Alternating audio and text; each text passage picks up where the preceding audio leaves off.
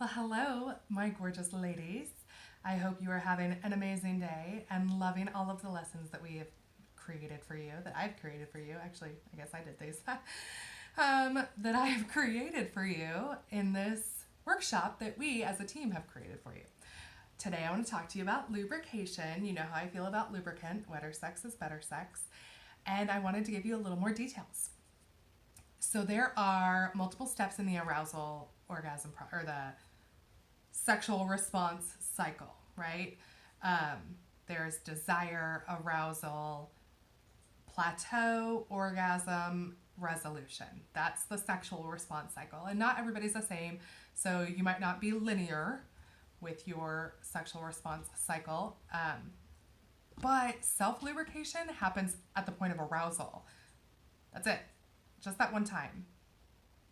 That's all. Okay? You don't continuously Niagara Falls. So it's just at that one time. And when you dry vaginally, you dry from the top down. So when you feel wet at your vaginal opening, you can actually be dry further up the vaginal canal. And anything inserted into the vagina, that is not lubricated can cause micro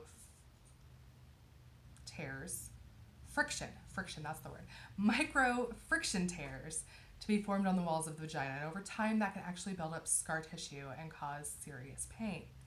So I always recommend a lubricant. But in addition to, appealing to your sexual wellness, it can also appeal to pleasure because it can enhance intercourse, right? Wetter sex is better sex. There is a reason that's a term. And there are a lot of things that affect a woman's ability to naturally self-lubricate. So what worked last week may be different next week. It all depends on where you are in your menstrual cycle, where you are in your menopause cycle, what medications you're taking, if you're on birth control, if you're on antidepressants, if you're taking an allergy medication. An allergy medication can completely dry up your mucous membranes. That's what it's designed to do. But you don't just have mucous membranes in your face. You have them in your vagina as well. So if it's allergy season and you can't figure out why you are drier than normal, that's probably it. Yeah. So another bonus of lubricants is that for women that actually experience vaginal dryness, a daily lubricant can help, right? And there are two different kinds of lubricants that I'm focusing on when I talk about lubricants, because we've already talked about flavored stuff. So the creamy based edible lubricant and the warming lubricant, those we've already discussed. These are water and silicone based. These are the two that I'm focusing on. So a water based lubricant is water soluble. And the molecules are small enough, what happens is they actually absorb into the vaginal tissue. So you don't get that drippy sensation afterwards. And FYI, you can take a water-based lubricant with you to your gynecologist. The one that you're not spending 7 napkins afterwards or tissues or whatever they give you, trying to dig all of that jelly out of your vagina so that you can put your underwear on and not soak them on the way home. But silicone-based lubricants, silicone molecules are too large to absorb into the tissue. So that's why it's longer lasting.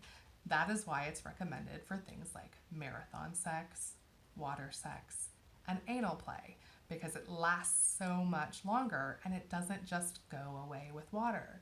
So using a water-based lubricant in your shower scene isn't going to do you as much good as using a silicone-based lubricant in the shower, because the water-based lubricant is water soluble and you're standing in the water. So don't do that. And we also have a super amazing CBD infused lubricant that is incredible.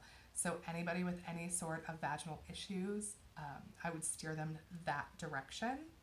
And anybody that's just all like, yes, CBD, all of the things, you too. all the CBD lubricant. I have gotten rave reviews from everyone that has ever used it about how incredible it is.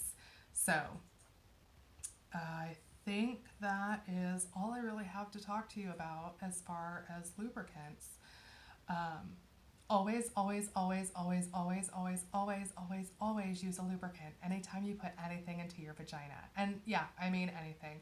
Cardboard applicators, plastic applicators, a lack of an applicator, like the little bit of lubricant that you're putting on a tampon or a Diva cup or whatever else you're sticking in, Kegel exercisers, Benoit balls, any sort of vibrators, any dildos, anything goes in your vagina.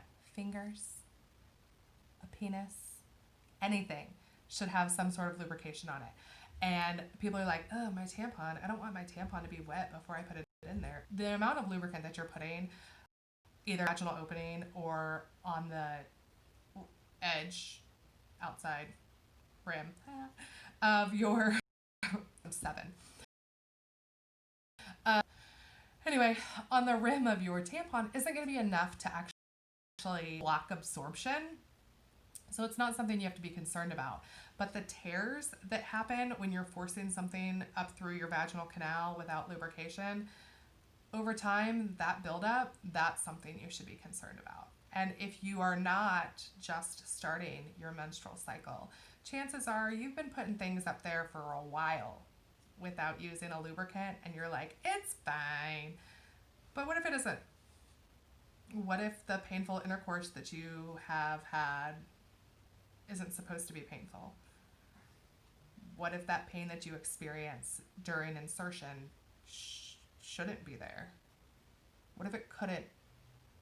What if it could not be there anymore? I'm just saying, always use a lubricant.